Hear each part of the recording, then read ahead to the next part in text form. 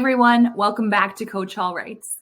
This video is the second video in a series I'm doing to help students prepare for the PSAT, SAT, and ACT. In this series, we're talking about grammar rules and we're starting off with punctuation. So in this video, we're going to be talking about when to use a colon. Now, typically when I ask students, when do you use a colon? They usually say something about it introduces a list. But that's not always true. In this video, we're going to talk about the two rules that you need to know to use a colon correctly. That way you can hopefully improve your standardized test score and improve your writing style, because you can actually incorporate colons into your essays as well, and it adds a little bit of flair, especially if you're doing it correctly. Before we talk about the tips, I would like to invite you to subscribe, especially if you are an AP Lang student, because most of the content on my channel is tips to help students prepare for the AP Lang exam. All right, so now let's get to the real reason why you are watching this video. You want to know how to use a colon correctly. There are two things that you need to know, and honestly, it has nothing to do with introducing a list. The first thing you need to know is that there must be a complete sentence before the colon. So a complete sentence, sometimes called an independent clause, is a thought that can stand by itself. So if you're taking a standardized test and you see that there is a colon and it is underlined, the first thing I want you to do is look at what comes before the colon and ask yourself, is this a complete sentence? Can it stand alone? If the answer is yes, then it's possible the colon is being used correctly. If the answer is no, then chances are the correct punctuation you need is actually a comma. Once you've double-checked that there is in fact a complete sentence before the colon, the second thing that you need to consider is what comes after the colon. Now, like I said before, it doesn't have to be a list. In fact, it can be as simple as one word, but it could also be a longer phrase, sometimes even a complete sentence. The key is that what comes after the colon must relate to the main independent clause, so it either expands upon it, qualifies it, or possibly even defines what was said before the colon.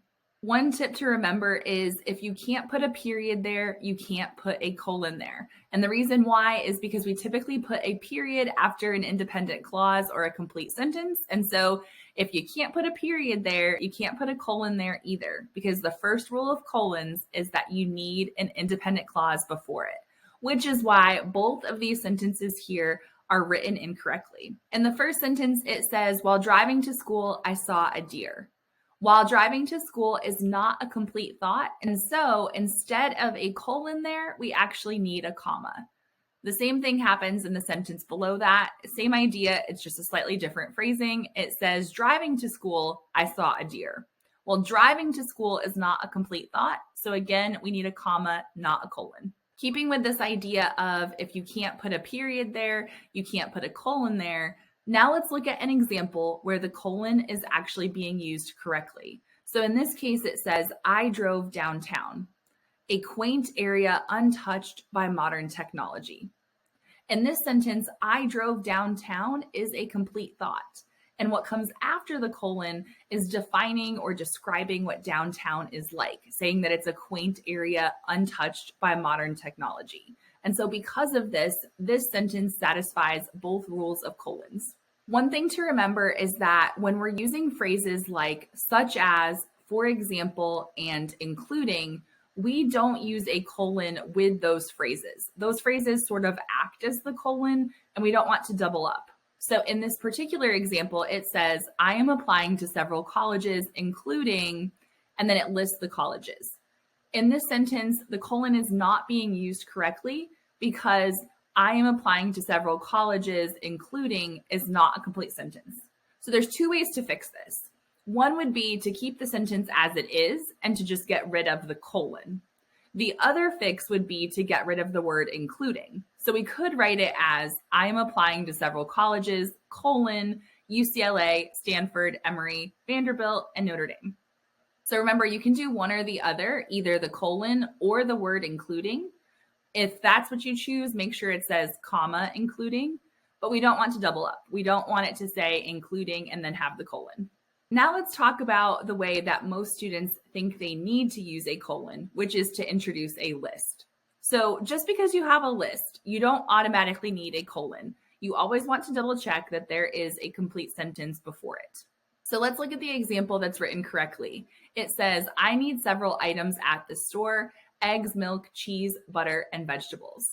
I need several items at the store is a complete thought, and what comes after it, that's all the items at the store that the person needs, so the colon is being used correctly.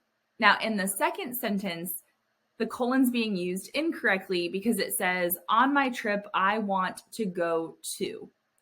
Now, that's not a complete thought because we don't know where the person wants to go. We couldn't put a period there, so we shouldn't put the colon there either. Now it's your turn. Look at this sentence and decide if the colon is being used correctly. Go ahead and pause the video now and resume when you're ready for the answer. If you answered yes, the colon is being used correctly, you got it right. The reason why is it says there was one major difference: sugar. There was one major difference is a complete sentence, and then the sugar is telling us what that difference is. Let's try another one. Is the colon being used correctly? Read this sentence and then pause the video. When you're ready for the answer, go ahead and hit play. All right, are you ready for the answer? It says, tonight my homework includes, and then there's a colon, and we have all that homework. Tonight my homework includes is not a complete sentence, so we don't need that colon there. All right, there you have it. Those are quick and easy tips to help you learn how to use a colon correctly. This will help you on the PSAT, SAT, ACT, and it will help you become a stronger writer. If you found these tips helpful, please do me a huge favor and give this video a thumbs up. And also, if you're interested in more grammar tips or preparing for the AP Lang exam, then please make sure you're subscribed to my channel.